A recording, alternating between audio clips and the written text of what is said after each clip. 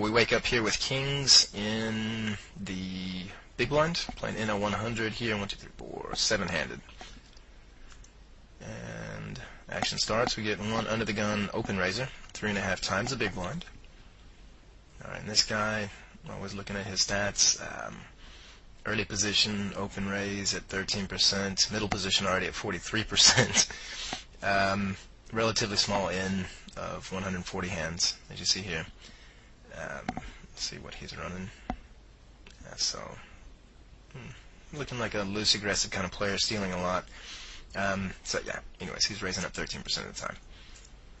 Play continues. We get one cold caller and an over cold caller. Okay, so open raise, cold caller, over cold caller. Chris lets it go, and we make a 3-bet. Okay, so it's a 3-bet from the big blind. This is not a steal situation because there was an open raiser. So steal again is a positional move pre-flop when it's folded around to either the cutoff or the button or the small blind, and they make an open raise. So this is just a normal situation where you have an open raiser, cold callers, actually 2 cold callers, and we then 3-bet from the big blind, and we just pop it to 14. It's enough. The open raiser is only getting 30%, right? 2.3 or 2.4 to 1 odds to make that call. And we have an exceedingly strong hand. So, yeah, we make it 14, and that's how it goes down here after the fact. We get one caller. So this guy open raise calls, this guy over calls, and then calls the 3-bet. So our kings here are in trouble if an ace hits, for sure. And luckily for us, it doesn't. Now let's look at this flop here. We've got 46 big blinds in the middle, and the 3 remaining players are all still relatively deep. This guy, our big stack, this guy's actually deep stacked at 130 big blinds. Look at the pot to stack ratios. This is always something you want to keep in mind, guys. This is about 2/3 of his stack. Okay, it's about half my stack, and it's about 1/3 of this guy's stack. Say, it's not exact, but just eyeball it, and there you go.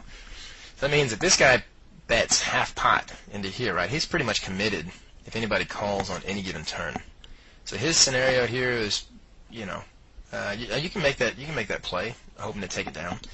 But if you think you're going to be outplayed after the fact or committed on the turn, especially if somebody makes if this guy makes a C-bet here, which is a decent size C-bet, he doesn't necessarily just need to be calling. It's normally a push or fold scenario for this guy here at that stack size.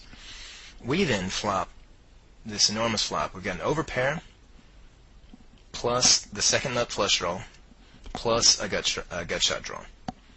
Even if somebody's flopped a kind of a funky flush, say they call with 7-8 suited. This guy here in position, overcalled, then called again with a 7-8 suited club. We've still got a lot of outs with our hand coming into this, but we actually don't think we're on a draw. We think we have the best hand, and that's how it goes down. So we go ahead and bet it out strong. Right? We don't want the bare ace of clubs hanging out and sucking out on us if another club does happen to hit. We got a lot of equity here against most of these guys' ranges, and I believe we take it down just straight. No, okay, we get one call. So okay, again, this guy's call is half of his stack, right? And you guys remember the adage: anytime you're putting in half your stack, you're not pushing or you're not calling. You're either pushing or folding, and that's exactly what he should have done. So if he had the bare ace, I mean, he should come over the top for sure. I'll be calling at this point, of course, anything for the remainder of his stack. And yeah, the bare ace should have pushed. Set of 9, set of jacks, set of queens, 2 pair. All of those hands need to push right now against this kind of scenario. And I might myself be on the bare ace, say ace 10. Offsuit, whatever. Trying to make a light 3-bet here from the big blind squeeze. So, everything's possible, but in this scenario here with this stack size, given this pot size and my bet, right? This is not a call then fold the turn scenario. This is a push fold right now on the flop. That'll save you guys a lot of money in the long run. Just keeping that in mind. So there's a 7, and of course I push. Right, the pot is now already even over twice my size, or my stack size, and 3 times his. So yeah, I push everything, and he should have, of course, known that coming into this turn. So I mean, if he wanted to play on again, push fold on the flop. That's what it was. And this guy actually just, we can only thank him for it. He actually called and then folded, and Holdem replayed in the dice, which means he's a gambler. And you see that with a 33% VPIP and an 8% pre-flop raise. So yeah, we take down a really decent-sized pot with that positional move from the big blind. So basically squeezing open raiser and then 2 overcallers. Okay, so here, ace-king suited on the button. Early position raiser with 10s. We're both big stacked. 1 calling. And here I just make, I think, kind of a weak 3-bet. Yeah. So this squeeze was way too light with ace-king. You can do this from time to time when you're on the button. Just build the pot up with less than the suggested bet size. Hopefully get some callers, hit the flop hard, and then play on when both of you guys, or actually all 3 players, are deep stacked. That's feasible. Again, textbook would be, right, 3 times the open raiser, so 9, plus the 3, right, 12. You could even throw in the big blind if you wanted to for 13, and that would have been the typical squeeze scenario. Open raiser, cold caller, 3-bet, squeezing the initial raiser. Alright, and of course we get at least 1 call.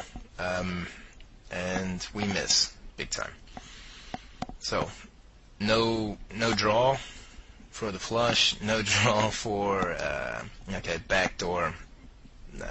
backdoor straight draw, I guess. But that's just not going to happen a lot. And this guy flops an underpair. So, paired board, he checks it to us. We have the initiative, and we bet half pot here. So we whiff completely in a scenario where we make a c-bet with air for half pot size, a little over. And that means he needs to fold 33% of the time. And he's folding, 57%. I think it's actually out of the viewing area. So 57% on 2-bet flops, or in 2-bet pots, and 50% of the time there on 3-bet flops, or 3-bet pots, which this was. So very good. So we bet half pot, and he check calls. Okay, 9 comes, he checks, and now we have the option to fire a second barrel. Okay, still nothing, still playing air here. And we've got our 2 overcards. Draw, of course, we don't know what he's holding. And the pot is now 39.5 big blinds. He checks again.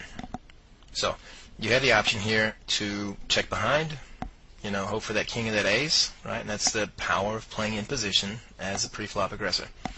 And so you've got everything, again, open in the world. Play in position as often as possible. So we can fire a second barrel here, and at this point, you want to make that at least 25 to go ahead and take down the pot right there. And he should be able to let that go, actually. But I just take the free card, and we end up hitting the king on the river. So basically, what happened was, with that positional bet, with that c-bet on the flop in position, right, for 10, I get 2 cards for the price of 1, which means essentially, okay, so I'm getting the full 25% equity from my move here. So 2 cards for the price of 1, and I can take it down right here a lot, and that's the power of the c-bet in position again, guys. He calls us. Turn comes. I opt for check behind. So my move was c-bet the flop, check behind the turn. Let's say my line was. And the king hits. And this would be a good spot for him, matter of fact, to make a so-called block bet. So block bets, as we had mentioned, is when you bet, half to maybe even just 1/3 of the pot size. So maybe you could throw out 15 here, representing either the king, 10 queen, representing the jack itself, even the full. But given this check call business, probably not so likely. But what he's going to do is also bet that same or similar amount at 15 to 20 when he's betting for value. Right, so that's the idea of a block bet. We're both still relatively, he's super deep and I'm still big stack. So when he bets at 15 into this pot, I have a good chance of folding if I missed, or if I put him on the jack. And if I raise, he can of course let it go. So the idea of a block bet. he could have done that. He opts in for a check again, and when he does check, I make a value bet.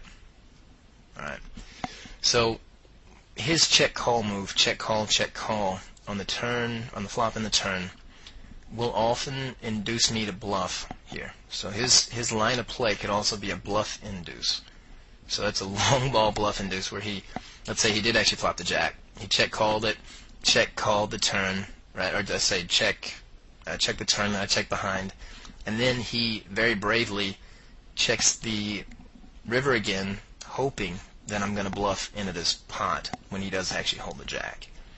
Alright, that's called a bluff induce. That could have been something that he was playing, but I didn't put him on the jack, so I go ahead and make this bet for value. And here I'm either way ahead or way behind. So if he comes over the top, I'm going to let that go probably 7 times out of 10. Right, his check raise on the river is never, and he's had an in of 4, so 4 times to do so. And yeah, he's only getting to the showdown 22% of the time, and so a check raise here is going to raise me right out of my seat very often.